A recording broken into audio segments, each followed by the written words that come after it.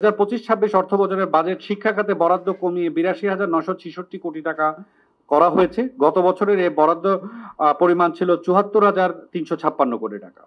শিক্ষা খাতের এই বাজেট বৃদ্ধি উৎপাদন ও কর্মমুখী শিক্ষা বিস্তারের জন্য সহায়ক হবে। এ বরাদ্দ গবেষণা ও উন্নয়নে আরো বেশি ব্যয় করা প্রয়োজন। কৃষি ও সিএমএসএমই স্বাভাবিক ব্যক্তির কৃষি হইতে আয় অনাধিক ৫ লক্ষ টাকা পর্যন্ত করমুক্ত রাখা হয়েছে। নির্ধারিত তারিখের মধ্যে সূচক বা টার্নওভার কর দাখিলপত্র পেশ না করিবার ব্যর্থতা বা অনিয়মে জরিমানার হার ৫,০০০ টাকা থেকে কমিয়ে ২,০০০ টাকা করা হয়েছে। কৃষি উৎপাদনকে এসএমই উন্নয়ন ১৫,০০০ নতুন উদ্যোক্তা তৈরি এবং ২৫,০০০ উদ্যোক্তাকে প্রশিক্ষণ দেওয়ার কথা বলা হয়েছে।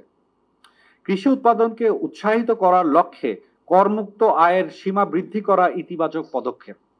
জরিমানার হার কমানো ক্ষুদ্র ব্যবসায়ীদের সুবিধা প্রদান করবে।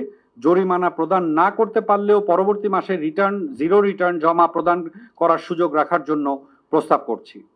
রাজনৈতিক অস্থিরতা, চলমান বাণিজ্য ও অর্থনৈতিক সংকটকালীন সময়ে আইএমএফ এর শর্ত অনুযায়ী বিভিন্ন খাতের কর অব্যাহতির প্রত্যাহার করা হলেও সিএমএসএমইর জন্য কোনো রোড ম্যাপ নেই, যা একটি নেতিবাচক প্রভাব ফেলবে বলে আমরা মনে করি। উপসংহারে ঢাকা চেম্বার 2025-26 অর্থবছর প্রস্তাবিত বাজেটকে স্বাগত জানাচ্ছে। বাজেটে মূল্যস্ফীতি নিয়ন্ত্রণ, করজাল সম্প্রসারণ ও অটোমেটেড রিটার্ন ব্যবস্থা চালুর মতো বিষয়গুলো আপাত দৃষ্টিতে ইতিবাচক। তবে রাজনৈতিক অস্থিরতা, ভারতের সাথে নন ট্যারিফ ব্যারিয়ার এবং আইএমএফ এর শর্তানুসারে কর অব্যাহতির সীমিতকরণ সহ কিছু চ্যালেঞ্জ বাজেট বাস্তবায়নে প্রভাব ফেলতে পারে।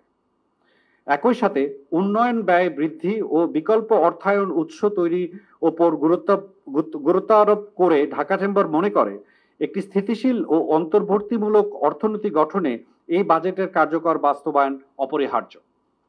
করজাল সম্প্রসারণ, টার্নওভার করের আওতামুক্ত সীমা বৃদ্ধি, সকল ট্যারিফ মূল্য প্রত্যাহার, আইএফআরএস